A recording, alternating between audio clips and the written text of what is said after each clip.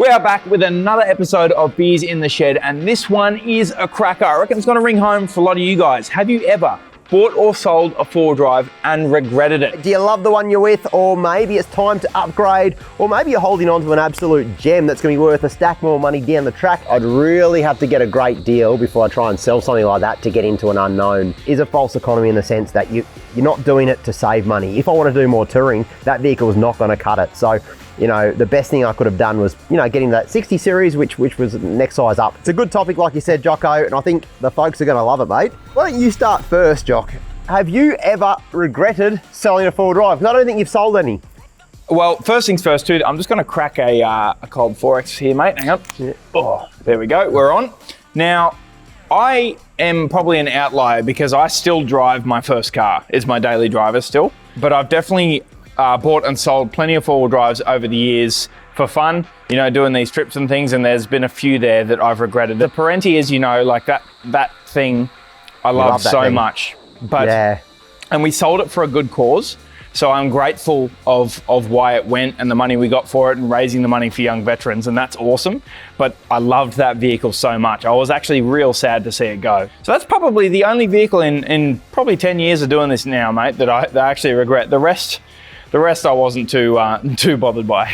Yeah, no, fair enough, mate. And I think a lot of people watching this are at a bit of a crossroads as well, because they might have, you know, their old faithful vehicle that's getting a little bit old in the tooth right now, and they're thinking, you know, maybe it's the year I upgrade. Maybe it's the year prices are coming down in the second-hand market, as a lot of people have seen. They're thinking, do I sell my old trusty and go with something, you know, untested, something new, and try and upgrade a little bit? Or do I stick with what I got? And we'll get into a lot of that later. For myself, mate, I've bought and sold quite a few rigs over my years, and I think there's a couple that I've probably regretted selling. Way back in the day, I had a beautiful 1HDT single owner vehicle, low kilometres. It was neat as a button, mate. And I remember that one. It was pristine, wasn't it? Absolutely mint. And it's just a really, really gorgeous example of an 80 series. And I sort of wish I still had that one. But like a lot of people, mate, I wasn't in a position where I could just keep it and buy another four-wheel drive. I needed to sell that to get into the next one. So at the end of the day, I sort of had to sell it. But yeah, I've owned a couple of good ones. Yeah, for sure. Definitely, mate. Now, I guess the question then becomes, well, if you've got a vehicle that you really like, when is the point where you decide it's time to move on or keep it? What do you have to balance there to determine it? For me, there's like a couple of factors. Obviously, financially, that is the big one. Like if you really want to keep your dream vehicle, but it's just costing you so much money, that can be hard, particularly in mechanical repairs and things like that. And the other one being if there's a lot of, say, rust in the body, if it's just not safe anymore. So financial reasons, rust in the body, or structural safety. And then the third one, I would say, is if the vehicle just isn't suited to what you want to do anymore. Like they're probably the three things I would say, maybe it's time to move on. But at the same time, if it's so hard because it's hard to part with your dream car. But what about you, mate? Where does someone determine, you know, I don't want to keep this car, I want to get something better? And is that the right call? How do you decide that, you reckon? Your 3 points, I think, are very, very valid, mate. Let's look at it. Say you've got an older vehicle, you know, they call it a 30-year-old vehicle. You are going to be doing maintenance to keep it on the road. But you're also going to be doing a lot of maintenance on a 10-year-old vehicle, right? Because I'll tell you a couple of horror stories, and chances are you guys will have a few mates as well that have been through the exact same thing. I had a mate who bought a Ford Ranger, exactly the same scenario, got out of a very reliable vehicle. Yes, it was costing him every week to keep this thing on the road, like every four-wheel drive does. He thought he'd go for about a 10-year-old Ford Ranger that had low Ks on it, seemingly compared to his old LandCruiser. In the first 6 months, he had to replace a transmission that was worth $7,000. There was a mechanical issue with the motor, which was it was to do with the tuning and one of the sensors. Again, that was another $4,000 he ended up spending. So he's over $10,000 in maintenance for this vehicle that was supposed to cost him nothing, and to keep on the road compared to his old LandCruiser. It was a very much a false economy in that sense. So the maintenance didn't go away even though he got a newer vehicle. Yeah, it's a crazy one, isn't it? Because on one hand you think, if I get into a newer vehicle, I'm going to have less like ongoing running costs, like replacing parts, but at the same time you're forking out much more money in the first place. And then if it does give you dramas, you're even more in the hole, and you just keep digging. Like where do you stop? So and I guess the other thing too is you got to keep in mind these older vehicles as well. They're doing, say, 500,000 Ks, and it's not just the alternators and starter motors and things that are doing 400,000 Ks. It's the springs on the pedals, it's the wiring behind the dash, it's the bolts that hold the all these little bits and pieces. Everything in that car has done 500,000 Ks, so it's something you need to factor in. But at the same time, is it cheaper to keep that thing going than it is to fork out new money? Like in my position, mate, I can't afford to go buy a brand new car right now. And I keep my Hilux on the road. That is not a practical daily driver by any sense of the word, or by the term. But last year, I had to replace the entire engine harness and body harness because I had a earth fail and it arced out through the wiring loom. And obviously a very freak thing to happen, but it was another maintenance thing that I didn't expect to happen, replacing all the wiring in the car. I did it because it was like I got a new loom for $150 and did it myself, sort of thing. Not everyone can do that, like if you can't work on cars yourself and things like that. But for me, I'm at the stage now with that car where it's not that practical, but to keep it on the road, because I do all the maintenance myself, it doesn't cost me a lot of money to just keep it going. There's no point buying a new car. Yeah, and I think you made a great point, mate. Look at the car you've got now. Is it completely tired, and have you got big rust holes? Are you just pushing the proverbial uphill, or is this vehicle quite tidy and you're just doing maintenance to keep it on the road? Now, if it's a very tidy vehicle and it's something like an 80 series, 100 series, a GU, a GQ, or something that's quite sought after, that's going to really retain its value, and as long as it's been well looked after and neat, and all, like your engine, your gearbox, even those things are quite easily replaced compared to some of your newer cars. I would say that I'd really have to get a great deal before I try and sell something like that to get into an unknown. That whole false economy of selling a good reliable wagon or ute and getting into something newer is a false economy in the sense that you're not doing it to save money. You can do it to get something newer and that might be a bit more comfortable, but you will not be saving money in the long run. Chances are the cost to get into it, you're going to be out of pocket, and the unknown vehicle, someone got rid of that vehicle, keep in mind, if it's secondhand. So chances are, it might need a bit of maintenance to keep that thing going. So it's going to cost you a heck of a lot of money. Don't get into a new vehicle for the wrong reasons, thinking you're going to save in the long run, because that, in my opinion, is simply not true. But I suppose the third one that we touched on before, which I reckon for you and I is very true for how much we use these vehicles off-road, and a lot of people watching as well, is if it's not suited to what you're doing anymore. Like, correct. If you start out frothing on hard wheeling and you've got this built-up vehicle on 35s, twin locks, reduction gears, all this sort of stuff, and since then you've had a family and you want to go take a camper trailer away on the weekends, that's probably not the most practical vehicle to take anymore, sort of thing. That's a big one, Jock, because I remember as a young bloke, I came to this exact same point in my four-wheel drive career where I had a Suzuki Sierra and I wanted to do harder tracks and I wanted to go away touring and stuff. So I started pouring money into this thing to make it better off-road, and at the end of the day, it was still a Suzuki Sierra. I couldn't fit more than a backpack and maybe a swag in the back of that vehicle. So no matter what I did, if I wanted to do more touring, that vehicle was not going to cut it. So the best thing I could have done was, getting that 60 series, which was the next size up in terms of size. It was a way better tourer and allowed me to fit bigger tyres a lot easier, so I could do tougher tracks. Again, so it was a good compromise for me into the old 60. If I want to do really hard tracks, it probably would have been better getting something like an 80 series or a Patrol, like a live axle vehicle. Again, a lot more capable out of the box. That means less money you need to spend on modifications to get the sort of outcome you're after. Well, with that in mind, mate, what about some vehicles that a lot of people at home watching right now probably have one in their driveway? And if they have this particular vehicle, should you hold on to it? What do you reckon some prime examples of that would be? Assuming these vehicles are in good condition, in terms of the chassis, the body, the wiring, all that sort of jazz, I think all your large live axle vehicles will be worth holding on to, because they're simply not making these anymore. And you're never going to get a vehicle out of the box that will be as capable and as tough as your 80 series, your 105s, your GUs and your GQs. I have two. One of them is the sort of mid-90s LM106 Hiluxes. in standard form. Like, not a lot of them have been modified by people like me. And, you know, like, it's a lot of first four drives for young people. But if you find a stock LM106 that doesn't have any rust, hold on to it for as long as you can. They are getting very hard to find without being touched. And some people are even importing them over from Japan in stock form and stuff, or different variants thereof.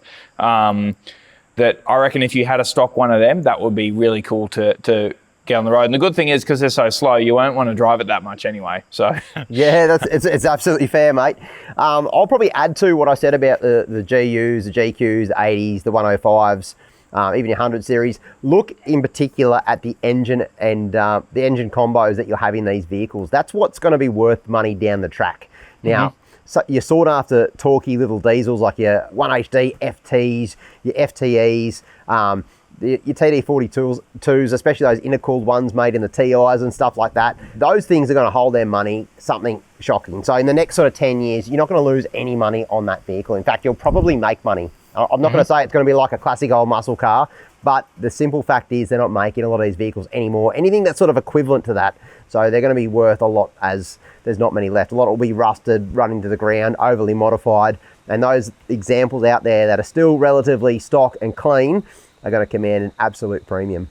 Agree, mate. Agree. So if you've got one of those vehicles, let us know. If you've got an absolute peach of a four-wheel drive that you're really proud of, that you want to hold on to, let us know in the comments below what it is. Well, guys, it's pretty timely in that Easter holidays are just around the corner. If you're looking for a campsite, I think you're going to be getting away in your four-wheel drive. There is one must-have app you need on your phone, because trust me when I say this, you'll find the best campsites in this country. I'm talking, of course, about the WikiCamps app. Now, a lot of you guys might have used it before, but trust me when I say this, it's all brand new. It's been completely redesigned. It's got a whole new look, and heaps of really new features. Now, we used this just the other day. Jocko, you and myself were down, where were we? On the mid-north coast of New South Wales.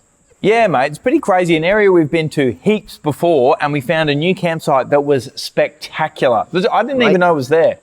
Exactly right. We got in late one day. We thought, we need a campsite. We found this beautiful one right on the river. In fact, I even caught a flathead right near camp. And the best thing was we had it all to ourselves. So guys, if you're thinking about getting away and you might have left your run a little bit too late to book the perfect campsite, don't stress, jump on WikiCamps, and trust me when I say they've got campsites right around Australia, from paid campsites, free campsites. They'll go into detail. There's usually photos, good descriptions, and even user feedback as well. So it is the number one app to have, I reckon, leading up to Easter to find the perfect campsite.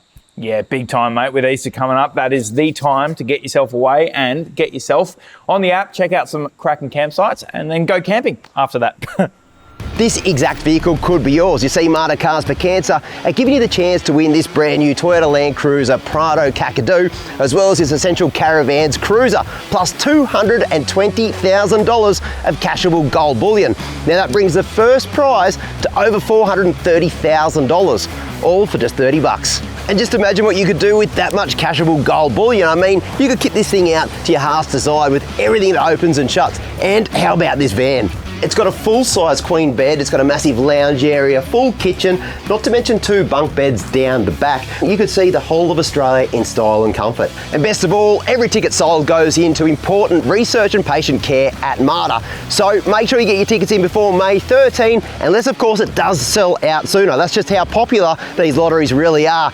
So the best way to get your tickets is go to carsforcancer.com.au, and good luck. We put the question out there on Instagram. Have you ever bought a four-wheel drive and regretted it? Now, these people have sold a four-wheel drive and regretted it. Now, check this out. Brandon had a short wheelbase Pajero, a little 2.8 litre turbo diesel, and regrets it every single day selling that thing. They're a cool little car. Yeah, they are really cool, really cool. Now, this one caught my eye too, mate. Noah's Landy. He bought a Defender sight unseen from WA. Was told it only had one small rust hole, but found extensive rust. That is not what you want. It's always a risk with sight unseen stuff, and I imagine being a Defender, he probably paid some decent coin for it. That's a bummer. Yeah, and I think a lot of people think they don't rust as well because they've got a lot of aluminium on them, but yeah, it's a bit of a shame if they're all rusted out. That's no good. What about old Rexy Spencer?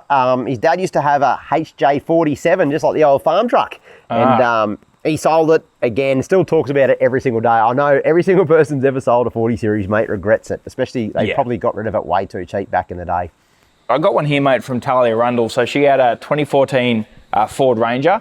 got it on her P's, had a stay-no snorkel and stuff.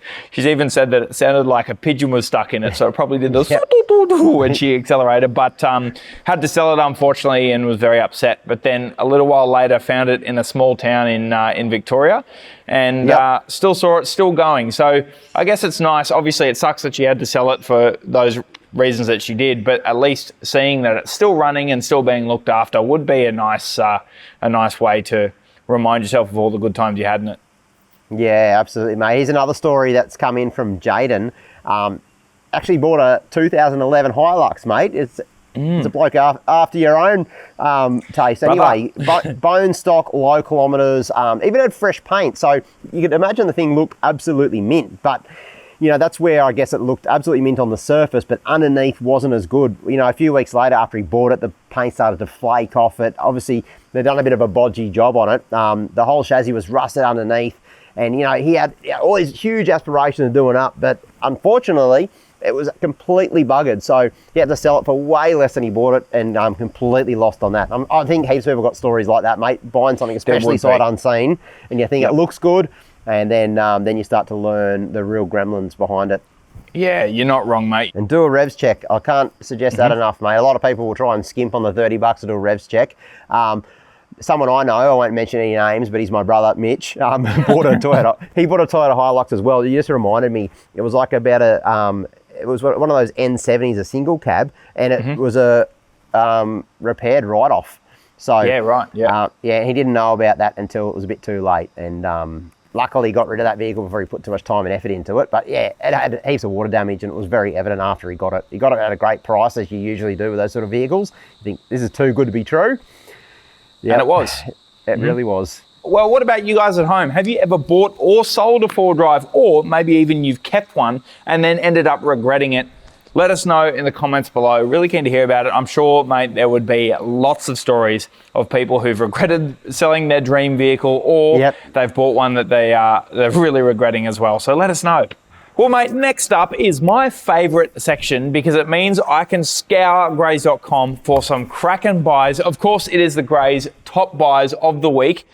We've got some awesome ones here, mate, and straight into it off the bat, I've got this Jeep JK Wrangler. Now, currently up for just over $5,000. It's only done 97,000 Ks, and after wheeling a JK in the States, these things are so capable. The fact you could get one in for that price, or depending on what it goes for at the end of the auction, this would be an awesome buy, I reckon. And being a short wheelbase, obviously, a little bit different driving off-road, but I've always wanted a Jeep, and I keep looking at Grays.com for them, and this one popped up. I thought, you beauty. And then moving on, mate, I've got another one here. This is a 2008 GU 3-litre. Now, currently just over $6,000. Now, it hasn't met the reserve, but it's got 170,000 Ks. And particularly because we're just talking about how much these GUs might be worth in a little bit of time, this might be a cracker of a buy to get for a steal and then hold on to. Of course, it is the 3-litre, so a few things to keep an eye out for with those engines. But if you can get it for cheap, I reckon you get into one of the best 4-drives ever made for not that much money. Not a bad buy at all, mate. Couple of good picks there, Jocko. I was scaring around on Grays as well, mate. I found these ones I wish to share. This one here's a 2017 Ford Ranger. Now, what's cool about this one, it's just a no-nonsense dual cab ute. It's also got the manual transmission, not the auto, which is known to have a few problems. Got a very, very low reserve on it at the moment. So I think that'll go up, and there's no doubt about it. But keep your eye on that one, because I reckon someone's going to get a bargain on that. It's under 200,000 Ks as well. So that could be great value for someone looking for like a tradie ute or something like that. Stepping up the notch a little bit in utes, mate, check this one out. It's a VDJ 79 series single cab ute. So this one's got no reserve. There's quite a few people looking at it, but again, it's got only 60,000 Ks, so it's practically brand new. For a 2020 model, you could get yourself a bargain on a V8 79 series. And like we're looking at vehicles that are going to hold their value for years to come. These 79s, mate, especially a low kilometre one like this and a late model 2020, I think would be worth its weight in gold, especially with a V8 in it, mate. Jocko, one of my favourite parts of Beers in the Shed, where we get to go into your sheds to see some of the cool things you guys have been up to, from your mad fails to your rigs. And to make things even better, we have a couple of really cool prizes to give away. What do you reckon, Jock? Mate, I love this part of the shed. It's always cool seeing what people have been up to. Let's get into it, eh? I want to start with one, mate. Let's talk about fails, because I love fails. They make me smile because I've done so many myself, I reckon. But this one here is monumental. This is monumental in so many ways. Now, it shows just how quick everything can go wrong. Now, starting off doing a water crossing, and the first clip you see, it's all pretty straightforward. It gets a little bit deep, and the next minute where things go completely pear-shaped and your fridge is floating down the river and you're completely submerged underneath. Now, the thing I want to point out, everyone was safe, thank goodness. But that's his car at the end. The whole thing's underwater. The whole thing is underwater, mate. It's gone completely under. Like, we talk about a submarine, that really is it. And the good thing is everyone is safe, but it's a pretty timely reminder how quick things can go wrong, mate. That's crazy. That is not what you want, mate. I originally thought that was just his fridge floating down the river. I've done that before in Cape York, but that's the whole vehicle. That is a bugger. The whole vehicle. Well, mate, I've got a bit of a rig here, and I reckon you're going to love this one. It is, of course, an old Zuki in Cape York. Now, it's Jackie and Dwayne Murphy's son's four-wheel drive. They call it the Buzzard. And it's doing what looks like a Frenchman's track, mate, and it is getting after it. Looks like it's done. There's it across Nolan's, I think, as well, by the looks of it. Mate, that is insane. For a first car taking it up there, epic. Epic. Yeah, exactly right. It goes to show it doesn't matter what you drive, mate. You can go do epic trips like that. I really love it. Little Suzuki Vitara. You don't see heaps of those. In fact, the Suzuki Vitara, just like was Jesse's first four-wheel drive. I had a little Sierra as my first four-wheel drive. I reckon there's something about us Suzuki drivers, mate. When you start off in a Zook, it prepares you for better things. Better things to come, mate. That's for sure. Let's jump into this one. This one is being shared via Instagram. Now, Simone's young one has actually put together a little bit of a Lego scenario based on a Cape York trip I did with Sammy back in the day. It was a fishing trip. Now, check this out. It's got the boat on the trailer, got old Sooty there as well, even to the point where there's not much food in the little food crates, mate, because we used all our food or forgot our food. So it's been made by young Lincoln and Harvey. So, guys, that is fantastic. I love the fact you've even taken them outside and really set the scenario up.